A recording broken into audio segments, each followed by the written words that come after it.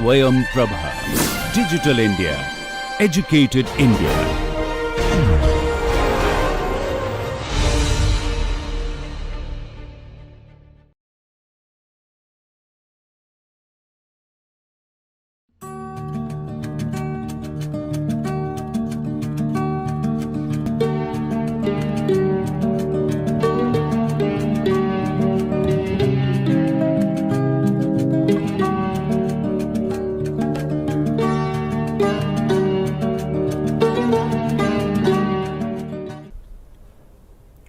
We continue our discussion on structured and unstructured grid generation.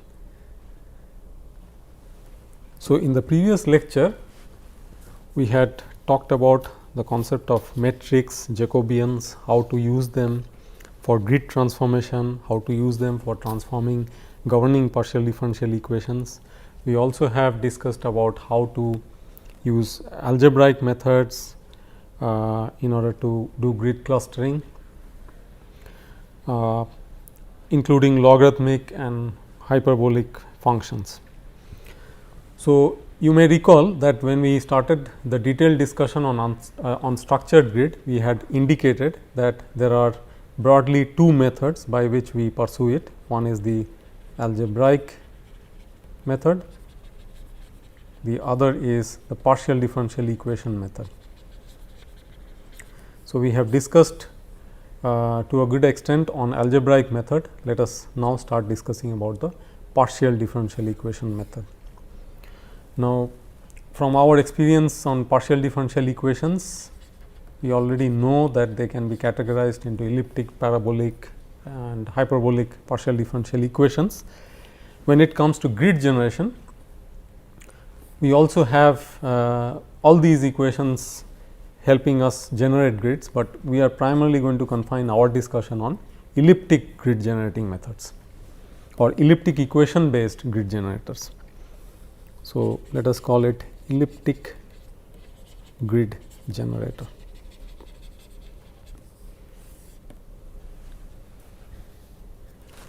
Let us try to first understand the idea behind deploying partial differentials equations for grid generation. So, let us say we have a square domain and we have set a constant temperature all over this square domain, and we are trying to solve the steady state temperature distribution problem in this square domain, which we have discussed at length in the context of elliptic partial differential equations. So, we know from experience that if we try to calculate this problem, everywhere we will come up with a solution of T 1 in the internal grid points, because the boundary conditions are uniform. So, this is a trivial problem apparently, but that means that if you were to plot isotherms, everywhere you will be able to show the same level in this problem. But when does that scenario get changed? If I am not disturbing the boundary conditions, but I am just incorporating a heat source into the domain, then how would the problem change? Let us say I have defined a hot spot just at the center of that region. Then I will now see isotherms developing like this around that hot spot, and as they spread, the levels gradually coarsen out. That means, you have very rapid change in levels very close to where the heat source is, and then the changes become more gradual. So, these are isotherms, but they give us a very important clue that in an analogous manner, would this incorporation of sources help us in the grid generating sense. That is, if we do not have a source, then we have a kind of a uniform mesh scenario corresponding to a single isotherm level, and you have a non-uniform clustered mesh which is associated with change in isotherm levels. So, using this analogy, partial differential equations were deployed in the grid generation world, and then they were first deployed without any source terms, and they were later deployed with source terms, and that clearly indicated how the behavior of the grid or the mesh that they produced changed, with control coming in terms of getting the mesh refined in certain desirable regions of the flow, or getting the mesh more orthogonal to a certain boundary, and so on. So, all those controls over the grid came later by tuning the source terms in the differential equations. So, this is broadly the basis on which the partial differential equations are deployed in the grid generation exercise. So, let us propose these two equations, which are Laplace equation in xi and eta. Of course, this is in physical space,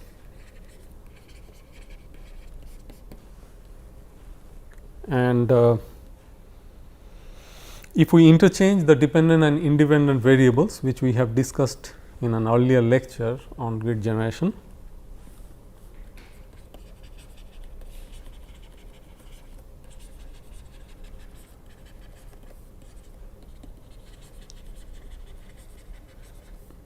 through this process we will be able to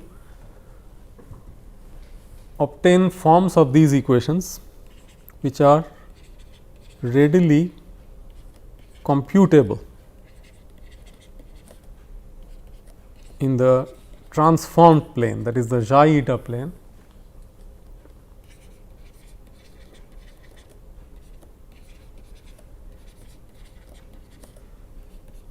where we will have a uniform domain.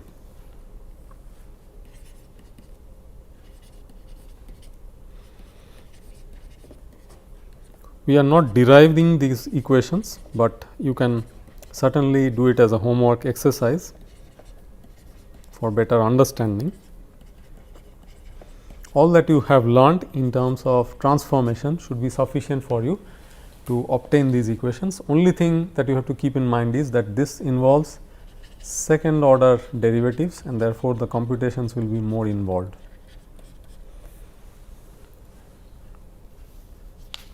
Or rather, the transformation relations, obtaining the transformation relations will be more involved.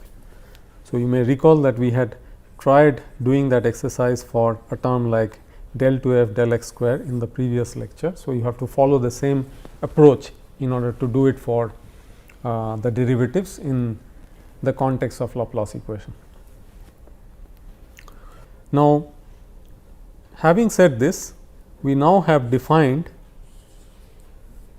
the Laplace equation in computational domain. So, Laplace equations for both xi and eta in computational domain.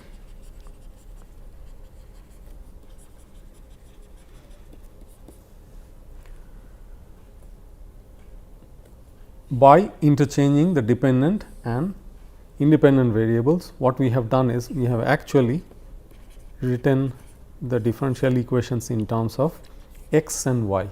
So, notice that xi and eta now are the independent variables. Earlier they were the dependent variables. So, now they have changed role, and the dependent variables are x and y, and x and y are essentially going to decide on the grid locations in physical plane. Now, before we proceed further, we also have to understand certain concepts of physical domains where this exercise can be carried out. So, we have to categorize the physical domains where this exercise can be carried out. So, we will discuss about three possibilities. One is simply connected. Let us start the discussion with that. So, a simply connected domain will look like this. This is just an example, you could have many other examples for this. Let us say that this is a boundary and this is a region of a flow surrounding the boundary, and this portion which is shown by red color is your computational domain.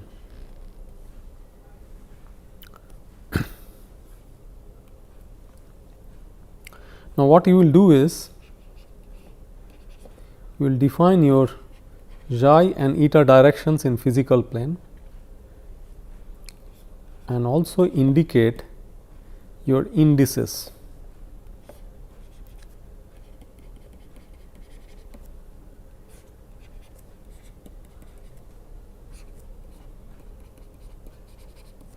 IM is the maximum index level for I, JM is the maximum index level for J. And imagine that your grid lines are kind of deployed like this.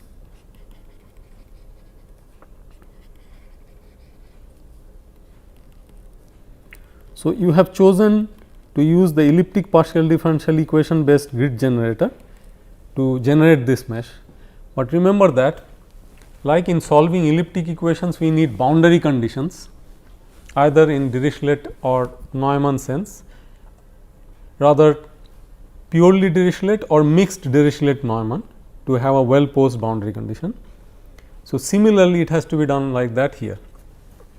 You have to give the mesh generating program the initial condition and the boundary condition. So, boundary conditions essentially means the grid points locations, that is their x and y coordinates, have to be clearly specified all along the boundary, and they will remain that way all through the computations.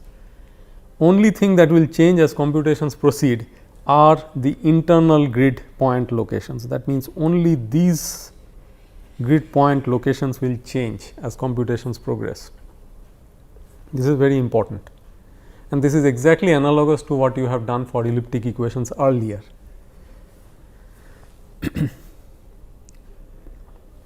Having said that, we need to see how the things look like in the computational domain.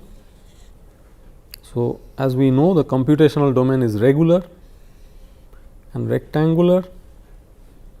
So, the mapping, how does it take place? It takes place this way. So, this is your xi, this is your eta. So, this is how the things will get mapped. So, you have 1, 2, 3, 4, 5, 6, 7 intervals along xi.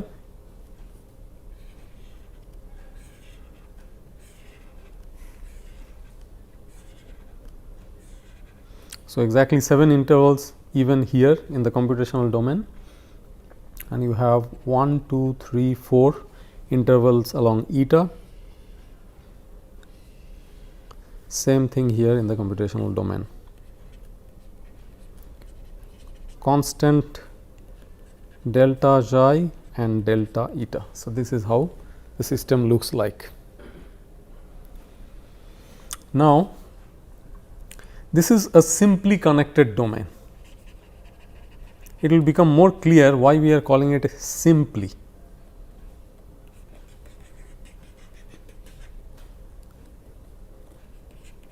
Let us take it to the next level where we have a doubly connected domain.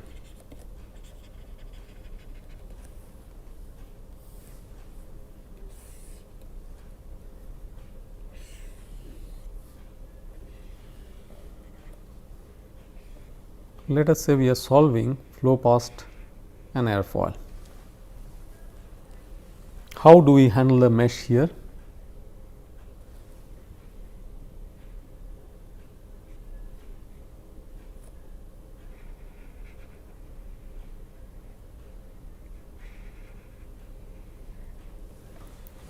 Green is the surface of the airfoil which sits inside, or rather for clarity we will make it blue.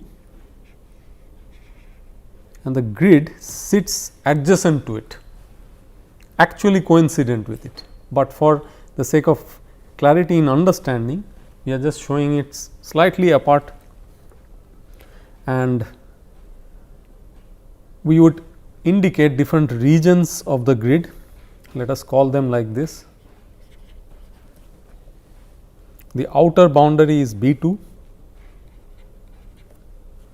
there is a cut in the grid, upper part of the cut is B3, the lower part of the cut is B4, part of the grid which wraps the body is B1, and where these two cuts meet we call that as the point C, and we will introduce the direction of I and J.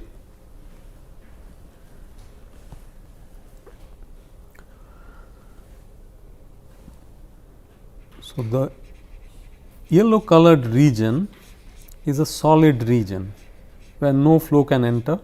It is surrounded by the blue, which is the boundary of the body, and you are wrapping a mesh which is given by red color around that body, and then apparently there is a cut region in the mesh,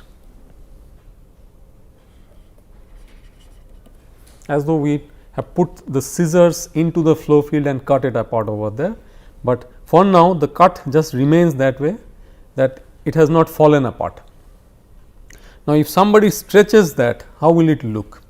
Let us try to draw it. If that portion is slightly stretched, then it might look like this.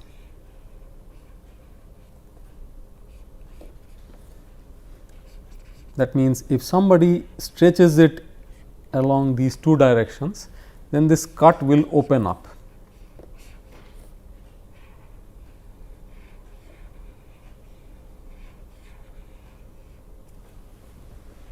Where is the airfoil? The airfoil is still sitting inside that cut. Let us mark the airfoil in yellow.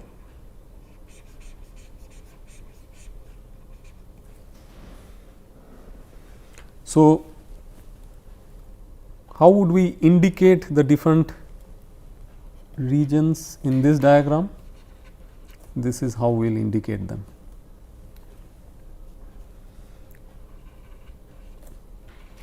Apparently, there are two C's now, because you have stretched it and taken it apart.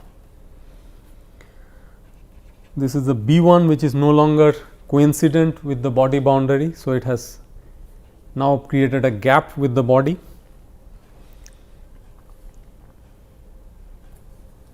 Now, this picture, if you were to represent it in the computational domain, how would you represent it? This is the airfoil B1,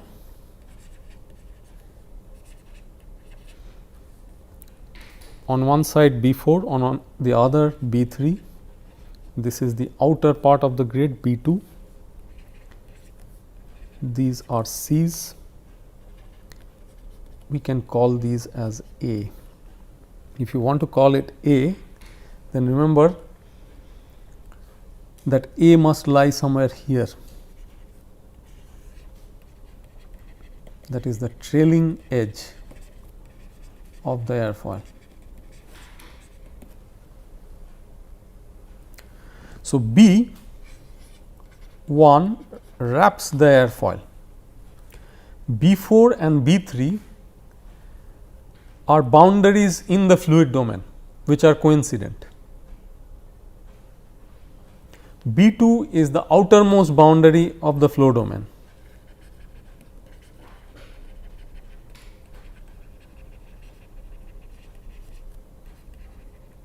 This is how the mapping takes place. So, all this is of course flow domain. Again, B4 and B3 essentially are same lines. Just for sake of understanding, we have shown that split, but in the physical domain they are as though coincident with each other. you are creating a cut so that computationally you can transform it to a domain which looks regular and rectangular like this, without which you would not be able to transform it, because the body is sitting embedded inside the flow. What is the difference with this situation? Here the flow was surrounding the body. The body was not embedded within the flow, but here the body sits inside the flow, and that is why the cut had to be created. The moment you do that, you have a so called doubly connected domain, as though one part is coming from this end, another part is coming from this end and getting connected, which means a double connection which can wrap the grid around the body. This type of grid incidentally is called as a O grid, because it has the shape of O broadly. And we have now understood how the mapping goes on. Now, when you deploy the grid initially, you can deploy a grid for this problem or the airfoil problem by using, say, an algebraic method. That is your initial grid. Remember that initial grid, whatever grid points it defines for the boundaries, the one boundary is B1, another boundary is B2. These boundary grid points won't change.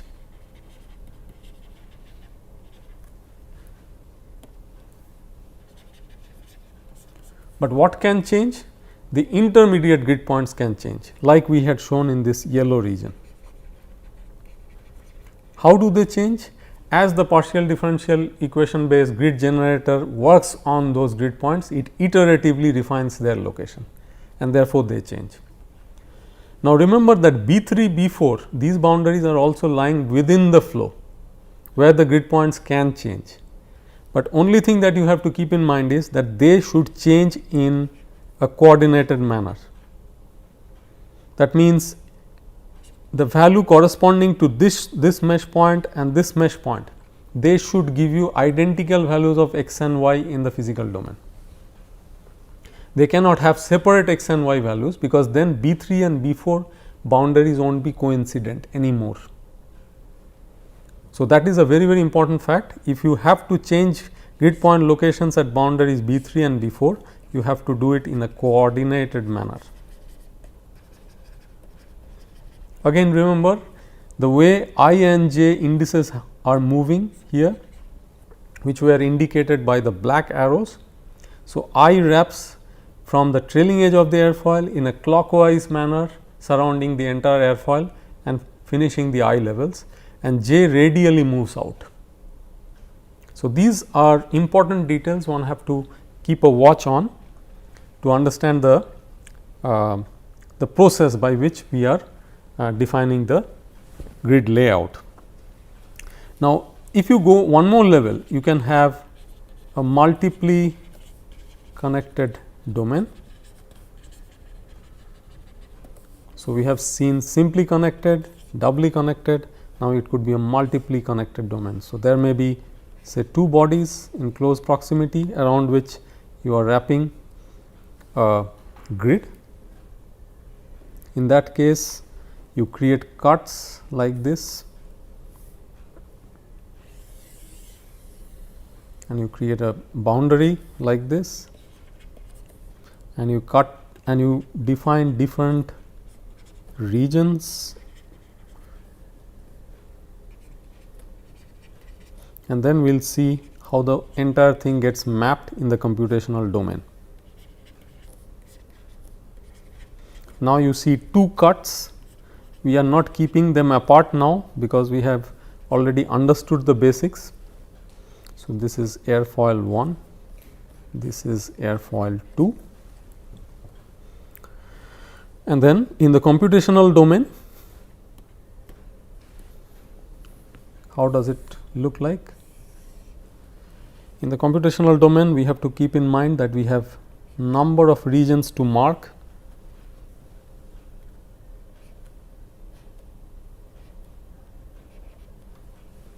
So,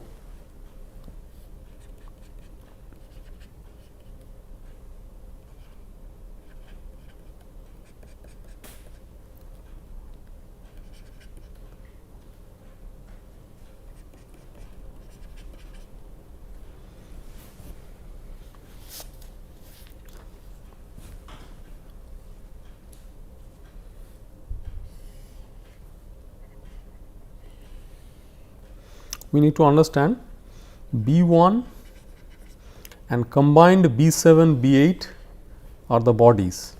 So, B1 is essentially A1 and this is A2, airfoil 1, airfoil 2, and B5 and this should be B6, these are flow regions. Again you have B4 and B3 which are flow boundaries, and then the outer boundary is represented as B2. So, this is a more complex transformation which we are seeing over here in a multiply connected domain. Now, we were looking at the partial differential equations in computational domain. If we were to discretize them here, one of these equations in x, the equation in x would be discretized like this. On any one of these problems, simply connected, doubly connected or multiply connected, the exercise is very similar as long as you have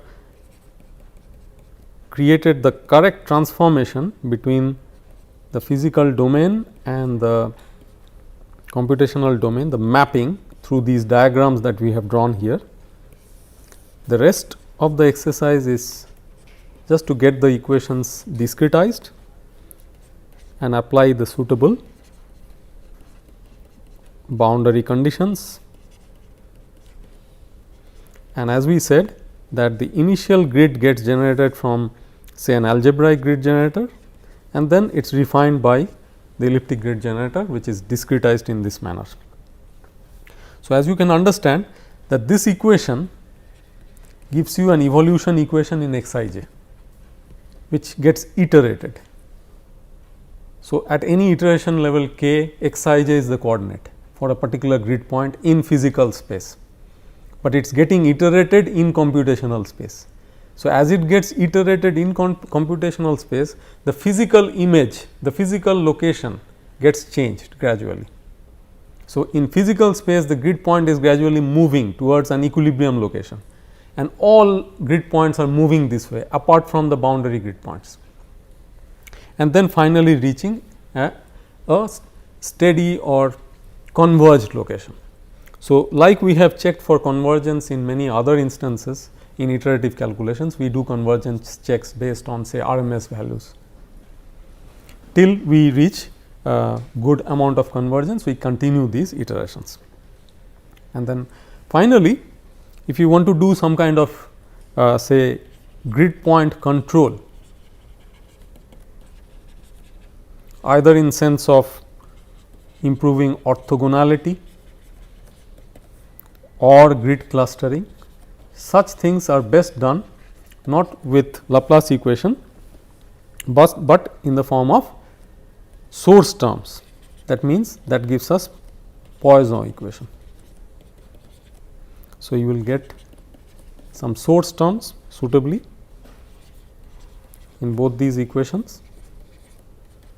Let us call them as P and Q, and then if you just change the role of independent and dependent variables, you finally would get equations of this form.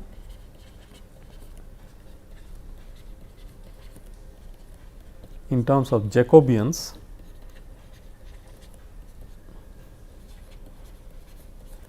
and of course, you have to choose these functions P and Q with care, so that the desired goal is reached. Either in terms of orthogonality or grid clustering, the desired goals are reached. Usually, we find that exponential terms in these sources would attract the lines of constant xi and eta close to the desired boundary and also enforce orthogonality. So, usually exponential functions are preferred for P and Q. So, with this we finish our discussion on structured grid. We will discuss on unstructured grid little more on detail in the next lecture. Thank you.